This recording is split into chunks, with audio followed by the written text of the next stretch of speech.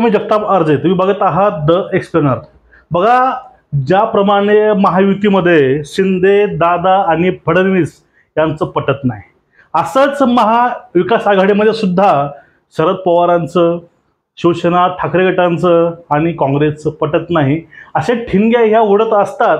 पण या सगळ्या एकंदरीत गोष्टीवरती, ह्या एकंदरीत सगळ्या एका घटनाक्रमावरती एक आपण नजर टाकली तर असं कळून येतं, प्रत्येक वेळी, प्रत्येक आत्तापर्यंत बघा, प्रत्येक क्षणाला उद्धव ठाकरे हे पवारांना मात करत आलेले आहेत आणि त्यांचा युगो त्यांनी हार्ट केलेला आहे.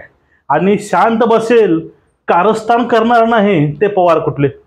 मग शरद पवारने आपले डाव टाकायला सुरुवात केली. महायुतीमध्ये ज्याप्रमाणे खटके उडायचे तसेच खटके हे महाविकास आघाडीमध्ये उडतात.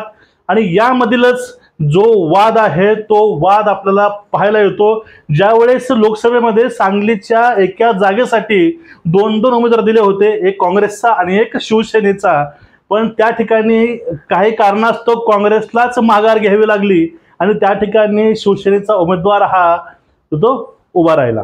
पण त्यावेळेस अपक्ष म्हणून सांगलीचेच काँग्रेसचे नेते विशाल पाटील त्या ठिकाणी निवडून आले.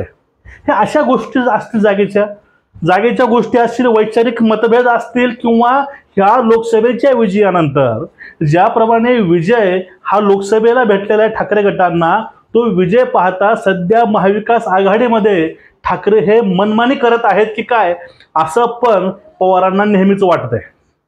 आता या सगळ्या गोष्टी चालू आहेत आणि यामधूनच काँग्रेस आणि ठाकरे गट आणि राष्ट्रवादी असा वाद किंवा असे शितयुद्ध यामध्ये पाहायला मिळतंय.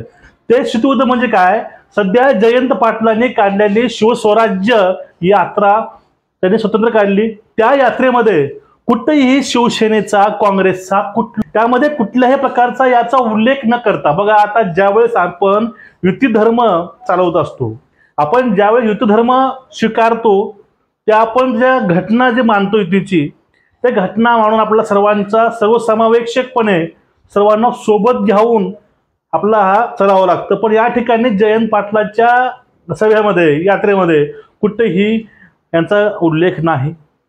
हा जरा विषय. आणि पुढला विषय, स्वतंत्र असे उमेदवार जाहीर केलेले आहेत ठाकरे साहेबांनी. नाशिक मतदारसंघामधील विधानसभेसाठी स्वतंत्र असे उमेदवार हे ठाकरेंनी पवारांना आणि काँग्रेसला विश्वासात न घेता जाहीर केले, असं पण सध्या बोललं जात आहे. यांना ठाकरेंनी विश्वासामध्ये न घेता उमेदवार उभा केले. त्यानंतर पुढला मुद्दा येतो जो म्हणजे कळीचा मुद्दा आहे, सध्या तो गाजत आहे महाराष्ट्रामध्ये. तो मुद्दा म्हणजे सचिन वाझे प्रकरण. सचिन वाझे ठाकरे यांचा काळातील, ज्यावेळेस ठाकरे सीएम होते त्या काळातील ठाकरेंच्या मर्जीमधील अधिकारी म्हणून त्यांना ओळखलं जायचं, असं पण इथं बोलतात. आणि ते अनिल देशमुखावर त्यांनी आरोप केलेला आहे की अनिल देशमुखांनी आपल्यावर दबाव टाकून हप्ता वसुली करायला लावल्याचा हा आरोप केलेला आहे वाझे यांनी. आणि हे मॅटर चालू असतानाच, ह्या सध्या घडामोडी ह्या महाराष्ट्रामध्ये घडत असतानाच, आता एक पाठीमागच्या काळामध्ये एक उद्धव साहेबांनी एक गोष्ट केली होती. म्हणजे आपले जे पीए होते मिलिंद नार्वेकर, आपल्या पीएला कशा प्रकारे आमदारकीचं तिकीट देऊन त्यांना निवडून आणता येईल याकडे त्यांनी लक्ष दिलं. आणि त्यांचा एक ठेका होता की मला मिलिंद नार्वेकरांना आमदार करायचं, असं पण त्यावेळेस बोललं जायचं. आणि त्यावेळेसच शेकापचे जयंत पाटील यांच्या नावाचा सपाटा हा लावून ठेवला होता शरद पवारांनी. ते पण त्यांच्या गोष्टीवर त्यांनी हट्टाने होते आणि त्याच्याकडून ठाकरे हट्टाने होते. मग अशा वेळेस जयंत पाटील शेकापचे हे त्या ठिकाणी हारले आणि परिषदेवरती हे मिलिंद नार्वेकर ते शिवसेनेतनं गेले ठाकरे गटांच्या. येथूनच थोडंसं मधल्यामध्ये वातावरण थोडंसं विस्कळलेलं आहे. आणि त्यामध्येच काही खटके असे उठतात, काही घटना अशा घडतात, त्यामध्ये जयंत पाटील हे म्हणत असतात की आम्ही विधानसभेला रस्ता वेगळा पाहू. संजय राऊत पण त्याच गोष्टी बोलतात आणि त्याचं उद्देश समोर ठेवून त्यांनी नाशिकला उमेदवार जाहीर केलेत की काय विधानसभेचे, असं पण लोकांमध्ये बोललं जात आहे. आता नेमकं लोकांचं बोलणं, त्यांचे सदस्यांचा दिनक्रम जो चालू आहे तो, ह्या सर्व गोष्टी पाहता कुठंतरी महाविकास आघाडीमध्ये तारतम्य राहिलं नाही, एकोपा राहिला नाही, असं या ठिकाणी ऐकायला भेटतंय। आणि त्यानंतर बघा लोकसभेनंतर ठाकरेंची जी महाविकास आघाडीमध्ये जी पकड होती ते न राहता एकमेकांमध्ये असं विश्वास न ठेवता ठाकरे हे त्यामध्ये मनमानी करतात असं काँग्रेसला वाटतं, असं शरद पवारांना पण या ठिकाणी वाटत आहे। आता दुसरा महत्त्वाचा मुद्दा आहे, तो मुद्दा म्हणजे काँग्रेसची आणि राष्ट्रवादीची वोट बँक होती। कारण काँग्रेस आणि राष्ट्रवादीला महाराष्ट्रामध्ये तसंच भारतामध्ये मुस्लिम सुद्धा मानायचे आणि एक पारंपरिक असा वोटर होता, एक पारंपरिक अशी वोट बँक होती मुस्लिमांची। ते वोट बँक कुठेतरी ठाकरेकडं ट्रान्सफर झाली की काय असं पण आपल्याला या दिसतं यामधनं।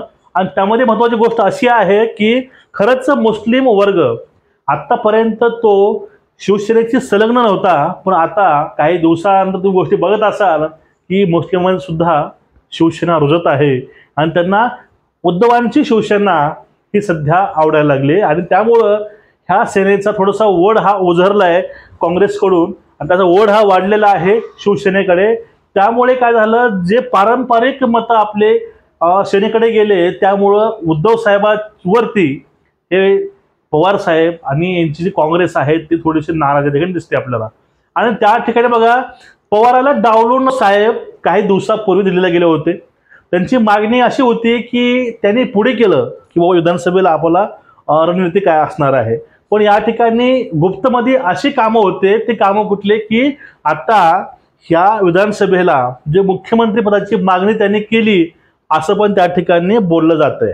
पण मुख्यमंत्री म्हणून हे महाराष्ट्राला किंवा पवारांना उद्धव साहेब नकोच आहेत आणि काँग्रेसला पण उद्धव ठाकरे हे मुख्यमंत्री म्हणून नको आहे, त्या गोष्टी पण सर्वांपुढे उघड आहेत।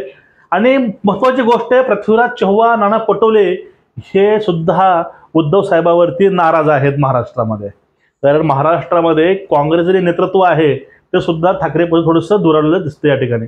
आता महत्त्वाची गोष्ट अशी आहे, ज्यावेळेस दिल्लीला हे गेले होते ठाकरे साहेब त्यावेळेस दिल्लीमध्ये संजय राऊतांनी एक वाक्य बोललं होतं, ते म्हणजे काय, ज्याप्रमाणे केंद्रामध्ये विरोधी पक्षनेता हा राहुल गांधी असा सक्षम आहे असंच महाराष्ट्रामध्ये सुद्धा उद्धव साहेब एकमेव शोभतात हे त्यांनी बोललेलं आहे। त्यामुळं तत्कालीन जे महाराष्ट्रातील बाकीचे नेते आहेत त्यांनी सुद्धा यावरती आपलं नाक मुरडेलं दिसतंय। ऐकून बघा महाराष्ट्रामधील हे राजकारणाचं वातावरण आहे। काही ठिकाणी शरद पवारांना शह द्यायचं काम हे ठाकरेंनी केलेलं आहे आणि त्या शहाला सडेतोड उत्तर द्यायचं काम हे पवारांना केलेलं आहे। म्हणजे शेवटी तू कितीही पळाला, तुम्ही कितीही पळाले, तुम्ही कितीही डाव रचले, शेवटी ते प्रत्येक डाव हा शरद पवार हाणून नक्कीच पाडणार असं पण लोक बोलतात। कारण राजकारणापुढे शरद पवारांच्या पुढे कोणीही जाऊ शकत नाही किंवा महाराष्ट्रामध्ये शरद पवार आपल्या पुढे कोणाला जाऊ देत नाही असं ही लोकांमध्ये चर्चा असतात। म्हणजे मागचे किस्से आहेत पवार साहेबांचे तेही आम्हाला ऐकायला मिळतात आमच्या आजोबाकडनं की शरद पवार हा असा माणूस आहे तो सोबतच्याला कधीही मोठं होऊ देत नाही, हे पण आपल्याला ऐकायला मिळते। आता एकूणच या विषयावरती शरद पवार आणि काँग्रेस यांच्या डोळ्यामध्ये खुपत असलेली उद्धवांची शिवसेना, उद्धव साहेबांची शिवसेना यांना हाणून पाडण्याचा प्रयत्न यांच्याकडनं होतो काय, तुमचं एकूणच याविषयी मत काय आहे? आणि जशी वोट बँक मुस्लिमची वाढत आहे तशी धगधग ही राष्ट्रवादी पवार गटांची आणि काँग्रेसची पण वाढत आहे असं ह्या पूर्ण अहवालावरून दिसतंय। तुमचं एकूणच या विषयावरती मत काय नक्कीच सांगा। चॅनलला सबस्क्राईब करा आणि बेल आयकॉन दाबा, व्हिडिओ शेअर करा।